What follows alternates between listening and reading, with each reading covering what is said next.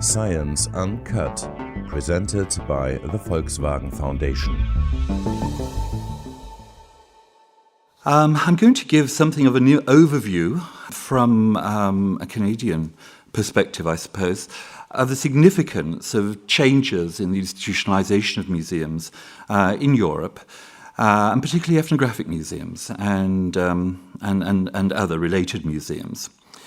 Museums that contain ethnographic objects or that program non-Western cultural activities have been characterized, positioned and repositioned many times in the past 40 years in the changing discourses and classifications of museological texts and the processes of textual and institutional inscription and re-inscription. Their foci, the ellipses, that which is included, that which is excluded, the voice and the absence of voice, their atmospheres, designs have been turned inside out, upside down and back to front due to their inscription to changing political discourses, from reaffirmations of the West and the other in the 1970s, to globalization, from the politics of monoculturalism to multiculturalism to interculturalism, from the aesthetics of the other to the ethics of cultural diversity and survival, and from the well-established patterns that equated cultural styles with geographical areas and ethnic and national identities to the representation of diasporic cultures and cultures in movement. Museums have changed a great deal. Museums tied to narrow projects of citizenship formation have almost disappeared as the world has become divided between cosmopolitan elites and heterogeneous, often electronically connected, settled communities. I'm not telling you anything new in this. This has been reiterated far too often in the burgeoning field of museology. But what is a little bit new is the framework in which these differences have been described. The last century of museological historiography has sometimes lent a genealogical structure to history, characterizing it as either linear or alternations between materialism and idealism, or empiricism and rationalism, or mythic poesis and historical materialism. Museums, none with more vehemence than ethnographic museums, have aligned themselves with either dominant social groups or the poor and the marginalized. No more. It seems we live in a strange time in which past methodologies, rival ontologies, competing interpretations, incompatible political associations, and aesthetic styles, disconnected from references, are all coexisting at the same time and in different institutions within similar territories. It reminds me again a few days ago of Jean Baudrillard, who I've not read for 20 years or so, but a prophecy that when events become multiplied by their electronic dissemination into news and information, history itself starts to lose its authority and its ability to garner action is beginning to become a reality. It is by excessive meaning, perhaps, excessive collections, excessive archives, and the creation of big data, that history is becoming increasingly lost to us. And I think one of the things we have to try to capture or recapture is history. In the 1970s, museums and anthropologists could still distinguish non-Western art and even discuss the possibility of non-Western aesthetics. I even remember discussions that took place in terms of trying to find non-Aristotelian logics, although we never kind of figured out how we would recognize one coming from an Aristotelian background. By the 1990s, this had all been transformed into discourses on world arts, and with it, the World Museum, an idea that saw the Western and non-Western visual cultures as irrevocably connected together. This in turn was succeeded by a movement to global art, what Hans Belting and Peter Weissel describe as a coexistence of different art worlds, linked by markets and autonomous, for the most part, of museums or gallery institutions, globally linked by the rapid expansion of biennales, for example, from a mere 25 in 1989 to 159 in 2013, or art fairs, the first one in Cologne in 1967, which now number, or in 2013, numbered 44. So there is a new art world dealing with globalization that's also coexist with our ethnographic institutions. Baudrillard Belting and Weissel imply, I think sometimes, that the Enlightenment knowledge paradigm might have run its course. But does that mean that the knowledge and the methods that it has so spectacularly developed are themselves invalid? I think Enlightenment knowledge has brought us to a fork where the grand paradigm, Enlightenment, is graciously splitting to give space for a proliferation of knowledge systems. It is not losing the validity of the past. It is creating a new kind of space. We need to question, perhaps, the validity to uncritically identify non-Western art with ethnography, ethnology, or anthropology museums, world art with museums of world art, as defined above, and contemporary art with kind of these nomadic institutional institutions, biennales, and so on and so forth. How far are these separated art worlds? In other words, has non-Western and world art been irredeemably transmuted and metamorphosed through the inscription of global art? And if so, are the implications of these processes for value, aesthetics, and history, are they as dim and disillusioning as Baudrillard has suggested? So I would like to look at these different kinds of museums. And I'd like to begin with world museums. And perhaps the single most remarked tendency in the past 2 decades is the rise and establishment of world museums. It's not always a renaming of ethnographic museums, neither are they either a new incarnation of the older encyclopedic museum or a new postmodern version of them, which is a kind of flattened, globalized space, dehistoricized. World museums possess different types of collections, which are often ignored in their singular definition. Liverpool, renamed a world museum in 2005, includes ethnographic material, but also historical, archaeological, and Western scientific collections, as well as natural history. Swedish museums of world culture, which in 1999 amalgamated Middle and Far Eastern art collections with archaeological and ethnographic collections, while Rotterdam's World Museum is composed predominantly of ethnographic collections. What this earlier wave of museums held in common was not perhaps an obligation to a particular kind of collection, but a commitment to rethink their holdings using a global paradigm. Parts of their collections were and are underused or ignored. And interestingly, this idea of a world museum often excludes Europe. European collections are desperately required in these institutions, I think, and need to be used. A second tier of ethnographic museums have more recently bolstered this category of world museums, including the redesignation of Vienna's Museum for Volkskunde into the Weltmuseum in 2013, and the amalgamation of Amsterdam's Tropenmuseum, Bergendal, and the Museum for Volkskunde in Leiden last year. This group of museums is less and less connected to the older museum ethnography that often lagged behind contemporary anthropology. In the 1980s, I did some work on looking at anthropological paradigms and relating those to the movement in different displays in England. And there was something between, at different periods of time over the 20th century, something between a 15 to 30-year lag between a paradigm being upheld in the university and its adoption in ethnographic collections. These museums are very distinct from that old state of affairs. The website of the Swedish Museum of World Cultures, for example, defines itself as museums like ours have often viewed various cultures through the prism of geography or regional influences. But now we are also trying to look at global communities that arise from such affinities as age, education, and gender, and the importance of looking outwards beyond national borders and narrow intellectual traditions is asserted repeatedly, as is their view of world culture as dynamic and open-ended.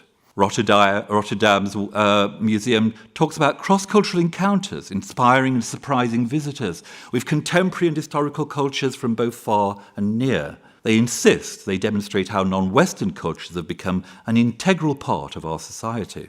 There's a move, I think, to a more interdisciplinary approach in the issues treated by these museums, depending much more on sociology, perhaps, and also sometimes contemporary art strategies. The distance between their views and that of the older ethnographic museums is forcefully emphasized by Stephen Engelsman, the director of the Weltmuseum, where he says the most important aspect of the rebranding is that ethnology is a term that we no longer want to use. The whole mindset of ethnology is out of date. This museum, talking of Vienna, will be a museum where the world meets Vienna and Vienna meets the world, and it will celebrate cultural diversity by all means possible.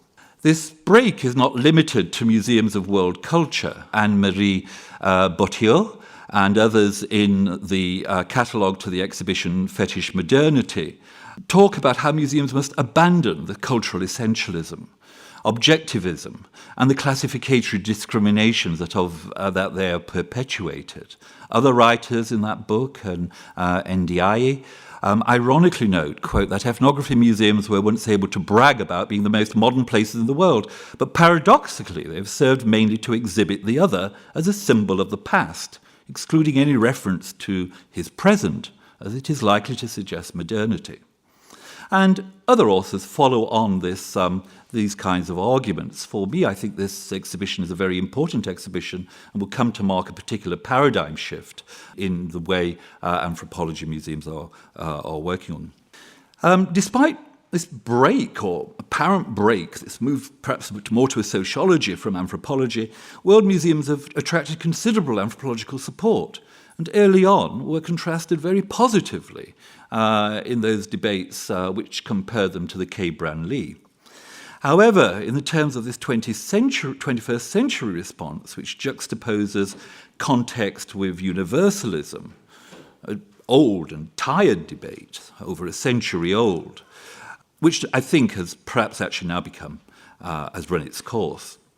Looking back at from 2015, the K. Branly's very heterogeneous temporary exhibitions make it appear no longer as one of the two alternative models emerging in museums, but a version of world museums itself, in terms of the technologies that they use, the exhibition genres, the crossing of art, ethnography, the mix of exhibitions with film, dance, theatre, written and spoken word, and so on.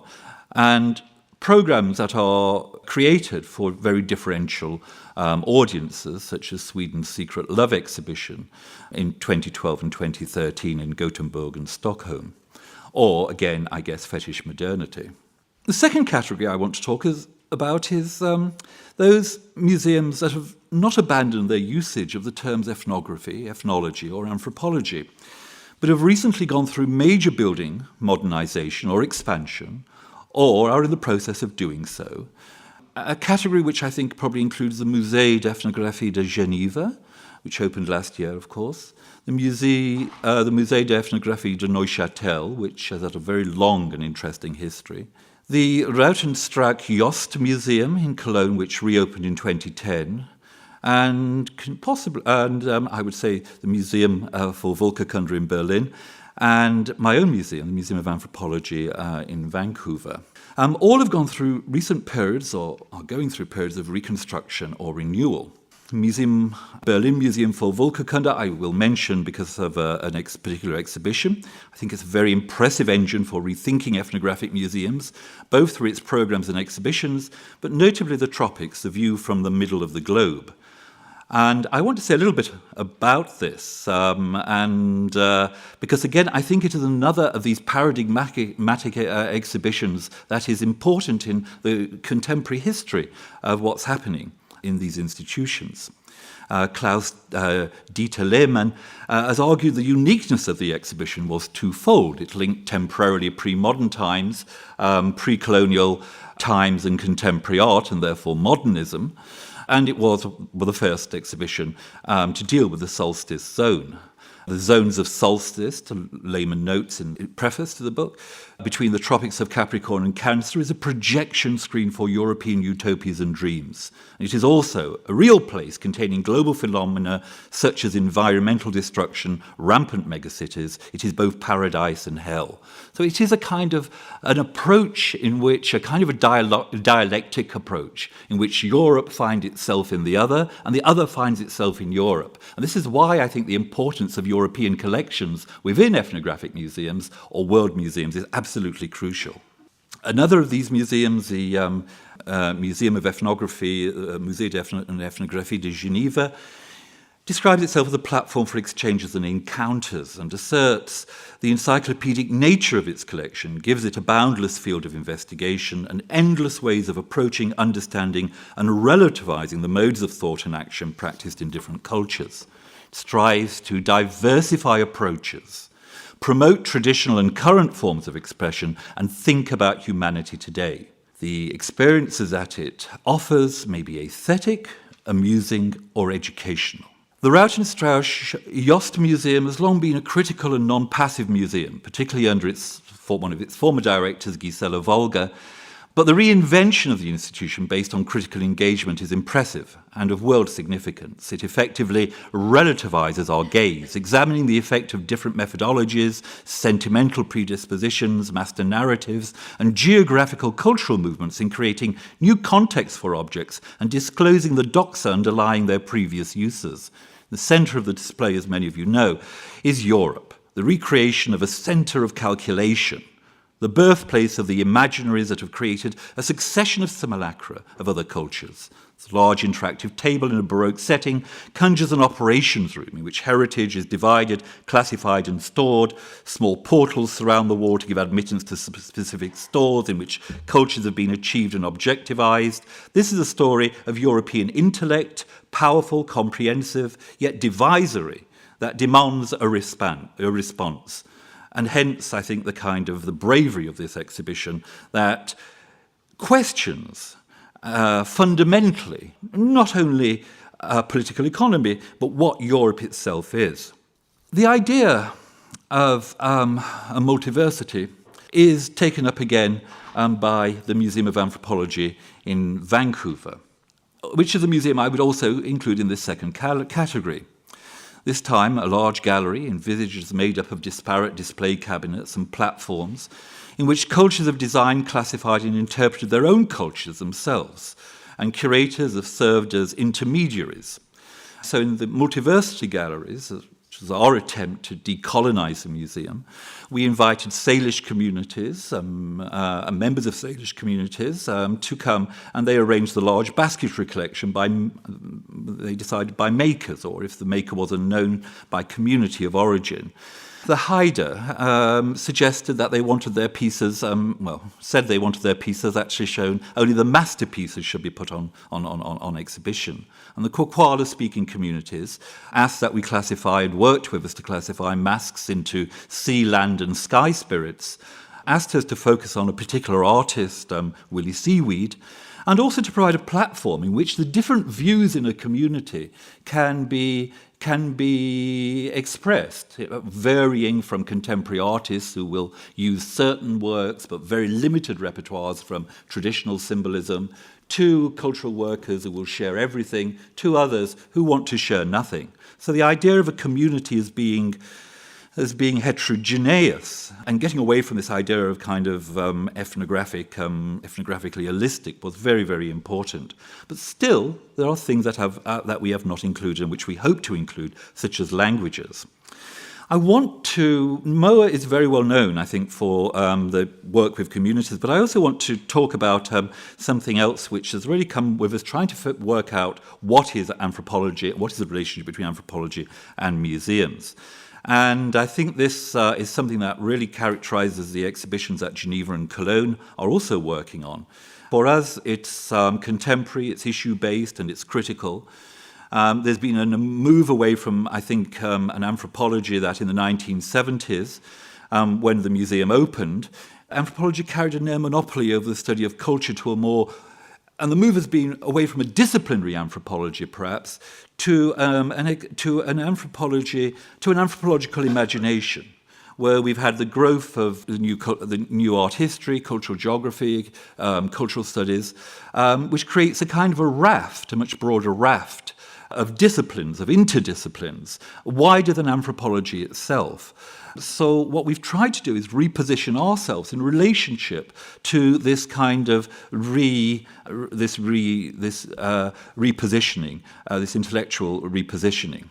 And when I talk about the humanities, which is also another debate in terms of the role of the humanities in in universities in North America, and then I think I talk of humanities in relationship to this repositioning and the potential role of museums in the active academic research in the humanities, but also the humanities as pluralizing as we start to look at different cultures and different forms of humanities which are institutionalized in those knowledge systems that they classify. One of the things that we've been doing in the past 10 years is juxtaposing exhibitions, temporary exhibitions on First Nations, community-based exhibitions, with exhibitions with a critical museological presentations, if you like, kind of working in the kind of critical vein of a European knowledge system, which we contrast with indigenous knowledge systems, to create a kind of a dialogue, which what we hope kind of problematizes everything that we do and gives a better representation to the nature of the world in which we live. In 2010, we inaugurated the museum's expansion with border zones, taking 14 contemporary artists from around the world and asking them to create site-specific works on borders. Borders between languages, or language communities, ethnicity, borders between nations, between the land and the sea, borderless citizens, the borders between an object in a museum and performing a religious function in a temple, and the border between freedom and incarceration. The theme was anthropological, the field was contemporary art. Safar Voyage in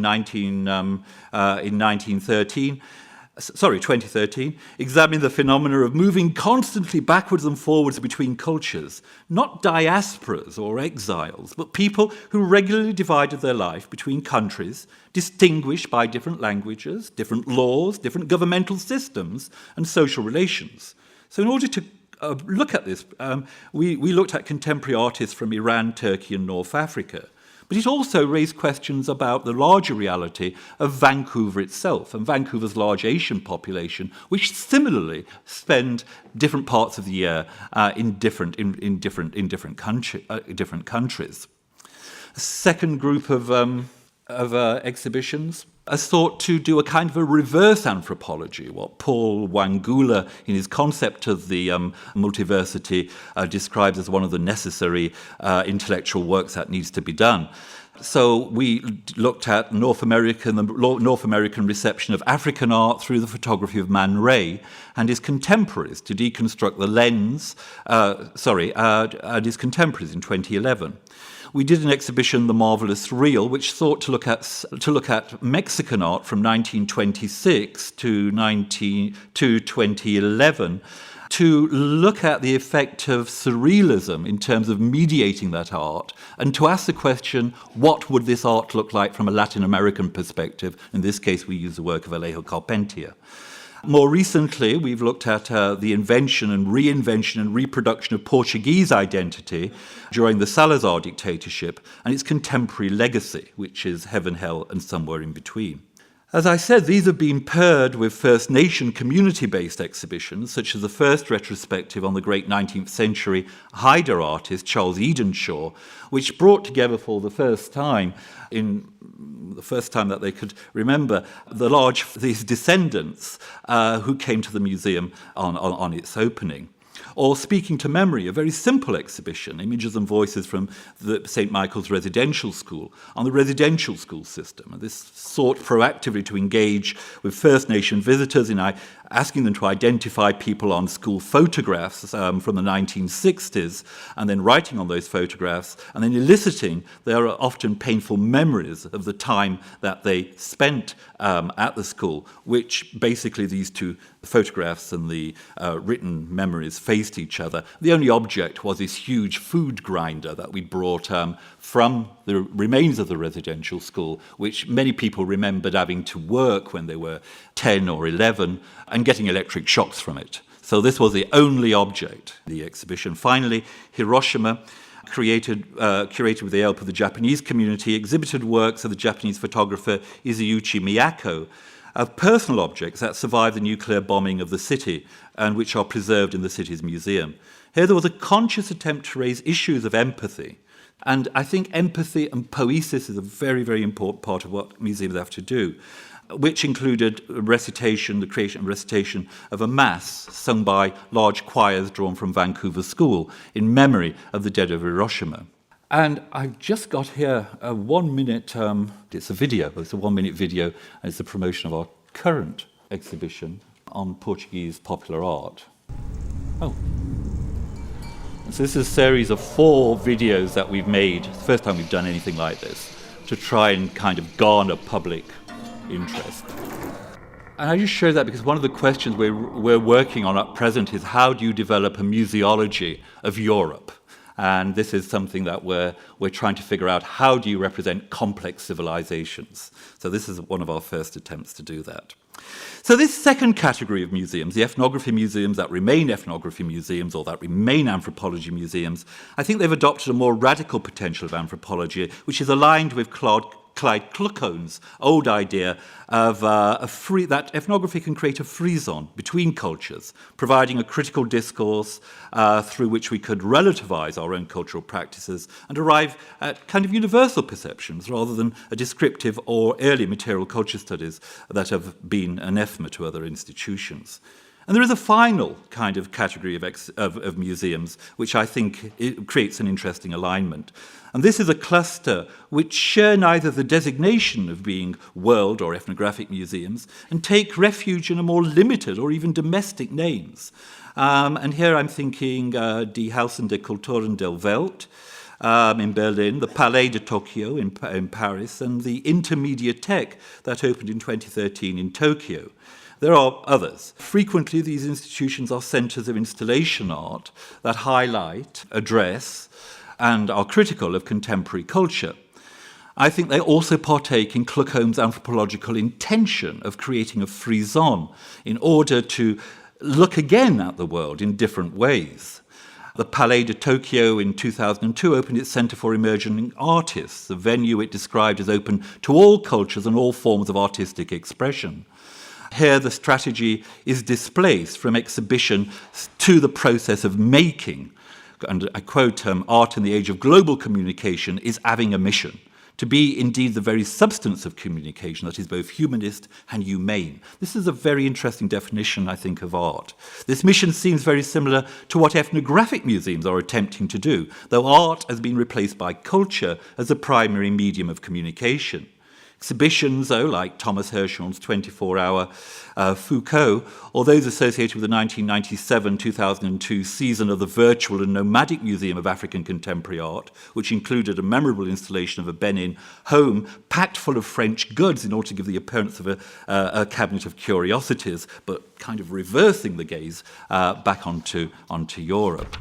Jean de Loissy, the director of the Palais de Tokyo, talks about an art centre in the 21st century as a place where thinking displays its capacity for self-metamorphosis. So it's an extremely shimmering place with a very changing light. It doesn't start from an idea of art, but rather from the idea that art is constantly remaking itself, and that in doing so, it can transform all our ways of thinking about it. We could say the same of culture.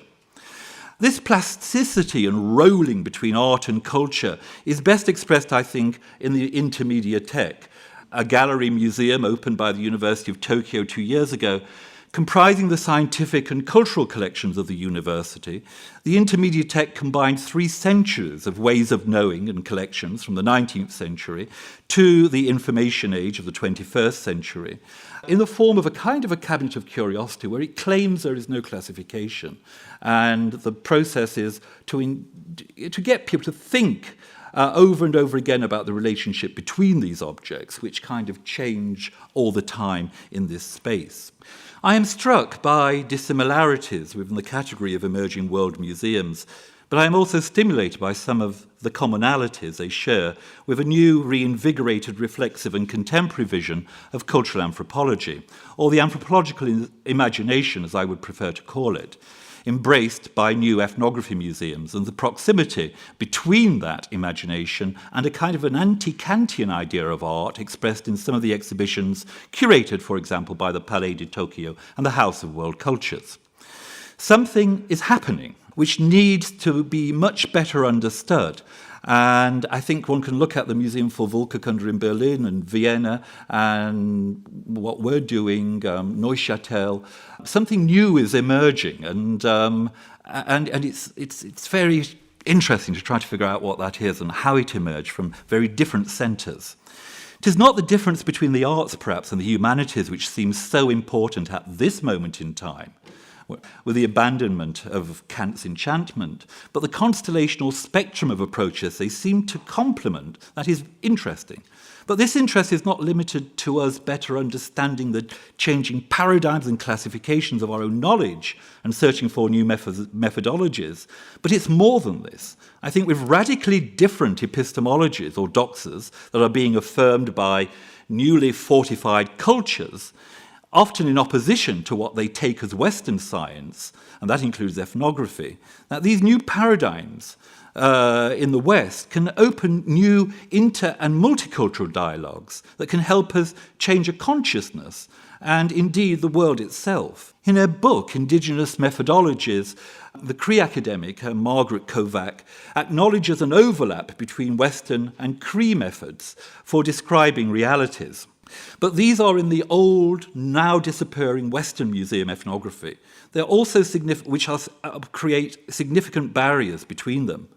For Kovac and many other Indigenous Americans, Indigenous methodologies include the view that there is no distinction between the I and the world, the view of the connection between inner and outer reality, the view of nature as something that is animated, that is alive, that which we are part of, the belief in a natural morality and law, cultural continuity. For her, Indigenous methodologies are relational and they're evidential.